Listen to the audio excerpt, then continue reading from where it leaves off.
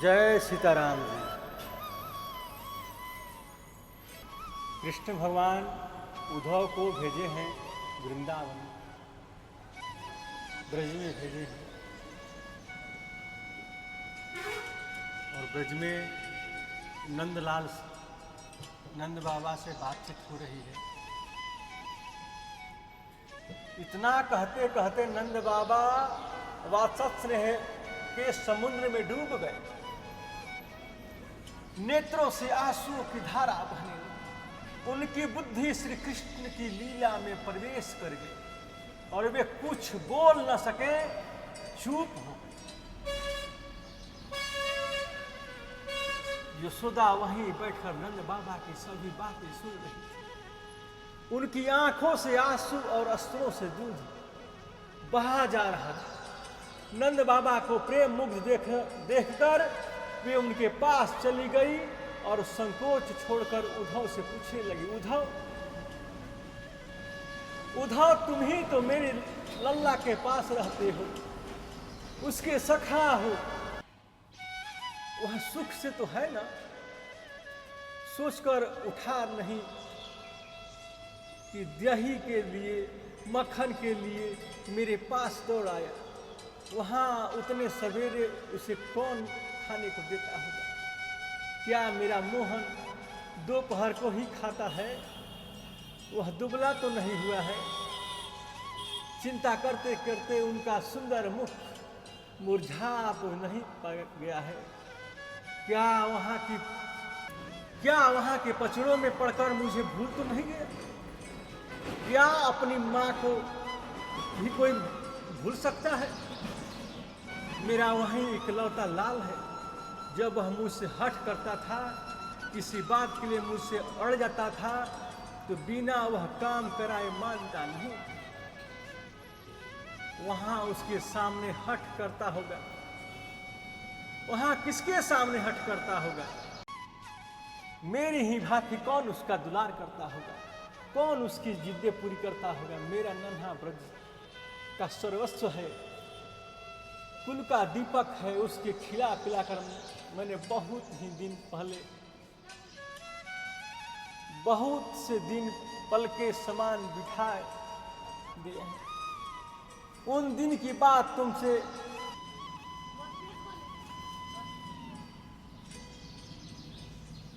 उसे खिला पिलाकर मैंने बहुत ही दिन पहले समान बिता दिए हैं। उन दिन की बात तुमसे भी सुनी होगी। मैं दही मथ रही थी, अभी सूरज की राग रंजित रश्मियां पूर्व दिशा में क्षितिज को ही चूम रही थी। मैं तन्मय होकर दही मथने लगी। ऐसा सोच ही रही थी कि मेरा कन्हैया अभी सो रहा है। एकाएक वह आया और पीछे से उनके मेरी आंखें बंद कर मैं उनके कोमल करों का मधुर स्पर्श पाकर आनंद के मारे शिथिल उठी। मैंने धीरे से अपनी बाईं बाहों में लपेटकर उसे अपनी गोद में ले लिया और दूध पिलाने लगा। कभी कभी वह दूध पीता छोड़कर मेरी ओर देखता। कितना सुंदर, कितना कोमल, मरकमणि चिकन, उतना उसका कोमल, उसका कपोल है।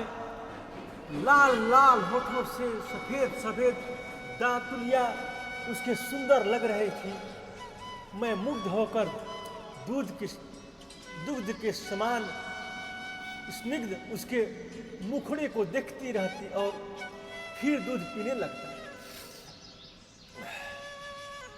उद्धव, मुझे वह दिन नहीं भूलता। उस दिन मैंने अपने मोहन को उखल से बांध दिया था। क्यों? एक छोटे से अपराध पर। उसने दूध के बर्तन फोड़ दिए, मक्खन बानरों को खिला दिया था। उस बात को याद करके मेरा कलेजा अभी कांप उठता है। क्या मैं दूध और मक्खन को कन्हैया से अधिक चाहती हूं? नहीं उद्धव, यह बात स्वप्न भी नहीं है। आज भी मेरे पास दही है, दूध है, मक्खन है, परंतु मेरा हृदय टुकड़ा है। मेरी आंखों का धुंधला तारा, अंधेरा सा सहारा मेरा कन्हैया मेरे पास नहीं है। उसके ना होने से अब ये सब कुछ रहकर मुझे जलाते हैं। देखो, यह वही आंगन है, वही दरवाजा है, वही घर है, वही गलिया है। ये सब मोहन के बिना मुझे काटने दौड़ते हैं। मेरी आंखें कृष्ण की धुलती हुई इन पर पड़ती है, परंतु उसे देखकर मैं लौट आती हूँ और उसमें यह बात आती है कि वह यदि मेरी आंखें होती तो अच्छा होता, ये मेरी आंखें न होती तो मुझे अच्छा होता। यमुना किनारे जाती हूँ, घंटों बैठकर उसकी लहरियां गिनती रहती हूँ। ऐसा मालूम पड़ता है कि उसी नीले जल में यह कहीं छिपा होगा, परंतु जब घंटों नहीं निकलता तो आंखों पर बड़ी क्रोध आता है। मैं अपने हाथों से उन आंखों को फोड़ डालती। श्याम सुंदर के अतिरिक्त और किसी को देखना नहीं, परंतु उसी को देखने की लालसा से उन्हें बचा रखा है। क्या कभी मेरी अभिलाषा पूरी होगी? क्या 2 दिन के लिए भी वह मेरे पास आएगा? क्या मैं फिर से उसकी गोद ले सकूंगी? उधाव मेरी जीवन, मेरी आंखें कभी सफल हो सकेगी? यशोदा की आंखों से झरझर आंसू निझर बह रहे थे। उनकी गला भरा आया, वे चुप होकर उद्धव की ओर देखने लगी। नंद और यशोदा के उस अलौकिक प्रेम की देखकर उद्धव अवाक हो गए। उनसे कुछ बोला नहीं गया। उद्धव में शांत ज्ञान भक्ति पहले से ही था, दास भाव भी था, शंख भी था। शंख का भी कुछ अंकुर उग आया था। उनकी ऐसे ही मानसिक स्थिति में श्री कृष्ण के उन्हें वृंदावन दिया। वृंदावन में प्रवेश करते ही उद्धव को शख रस की पूर्णता प्राप्त हुई। श्री दामा आदि गोपी से मिलकर उन्होंने ज्ञान की शंख रस की पूर्णता किया। ब्रज में प्रवेश करने पर उन्होंने देखा कि ब्रज के घर घर में वन वन में वहां के पशु पंछी मनुष्य सभी श्री कृष्ण का गुणगान कर रहा है। वहां के एक एक अणु में श्री कृष्ण के नाम की ध्वनि निकल रही थी। नंद और यशोदा के पास आकर उन्होंने वात्सल्य रस का दर्शन किया। उनकी समझ में ही नहीं आया था कि उन्हें क्या समझाएं, उनसे क्या कहें। अंत में उन्होंने सोचा कि उन्हें श्री कृष्ण का ऐश्वर्य सुनना चाहिए। वे कहने लगे। अब तक नंद बाबा भी संभाल कर बैठ गए थे। उद्धव ने कहा, बाबा नंद, मां यशोदा, आप लोग तो धन्य हैं, आपका जीवन सफल है। यदि मेरे रोम रोम जीभ बन जाए तो मैं भी अपनी पूरी प्रशंसा नहीं कर सकता।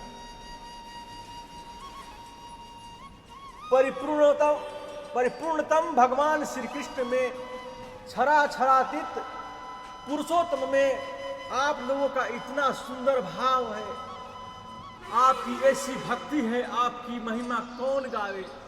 तीर्थ यात्रा, तपस्या, दान, ज्ञान और समाधि से जिस वस्तु की प्राप्ति हो जाती है वह प्रेम, लक्षणा, भक्ति आपकी स्वयं ही प्राप्ति है। श्री कृष्ण केवल आप बालक ही नहीं है, वे संपूर्ण पिताओं के पिता हैं। वे संसार के मूल कारण हैं। बलराम उन्हीं की शक्ति है, उन्हीं की प्रेरणा से संसार में ज्ञान होता है और सब बस चेष्टा करती है। कोई भी प्राणी मृत्यु के समय एक क्षण भी उनका चिंतन कर ले तो उनके सारे कर्म धूल जाते हैं और वह ब्रह्म स्वरूप को प्राप्त हो जाता है। आप लोगों का इनसे संबंध तो है ही, उन्हें केवल अपना पुत्र न समझें, उन्हें सबका कारण उनकी आत्मा समझें। यदि आप ऐसा कर सकते तो फिर आपका कोई कर्तव्य शेष नहीं रहेगा। वे शीघ्र ही यहां आएंगे भी। यदि आप उन्हें शरीर से देखना चाहते हैं तो वह भी होगा। आप उनके प्रेम करें और उनके आपके पास न आवे, ऐसा नहीं हो सकता। कंस आदि दुष्टों को मारने के बाद यदुवंशियों की रक्षा दीक्षा का सारा भार उन्हीं पर आ गया। उनकी व्यथा आप करके वे वहां आ सकते हैं। गोपी के वहां से चलने के समय जो कुछ उन्होंने कहा था उसे श्री कृष्ण अवश्य पूरा करेंगे। आप लोग बड़े ही भगवान हैं, आप अपने निकट श्री कृष्ण का दर्शन प्राप्त करेंगे। वे आपसे दूर थोड़े ही हैं, वे आपके अंतरात्मा हैं। ये काष्ठ में अग्नि की भांति सर्वत्र व्यापक है। उनके लिए खिन्न होने की आवश्यकता नहीं है। उनका न तो कोई प्रिय है और न ही तो कोई अप्रिय। उनकी दृष्टि में कोई ऊंचा है और न कोई नीचा है। वे सर्वत्र समान है। अभिमान उनका स्पर्श नहीं कर सकता। न तो कोई माता है, न पिता है, न पत्नी है, न पुत्र है, न उनका अपना है, न कोई उनका पराया है, न शरीर है और न ही जन्म है और न उनका कोई कर्म है और न तो उन्हें कर्मों का फल भोगना है। वे अपने प्रेमी भक्तों की रक्षा के लीला अवतार ग्रहण करते हैं। सत्व रज और तम ये तीन गुण हैं।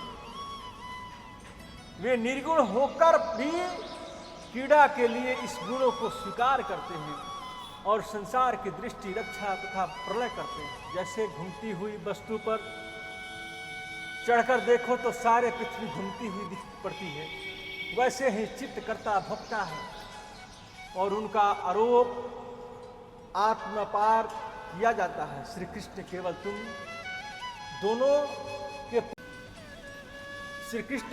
दोनों के पुत्र नहीं हैं।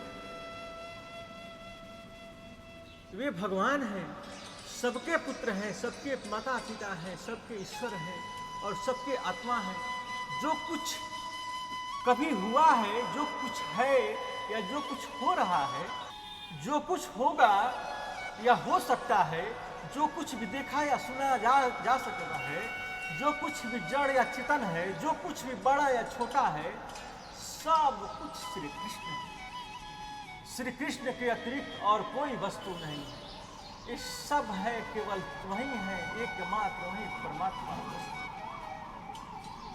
वही परमार्थ वस्तु है। इस प्रकार उन लोगों से बात होते होते सारी रात बीत गई। गोपियां अपने अपने घर उठकर घर के दरवाजे गोपियां अपने अपने घर उठकर घर के देवताओं को नमस्कार करके दही मथने लगी। वे एक स्वर में गोविंद, दामोदर, माधव इत्यादि श्री कृष्ण के नामों का सुमधुर गायन करती रही। इतनी बंधी हुई आवाज स्वर्ग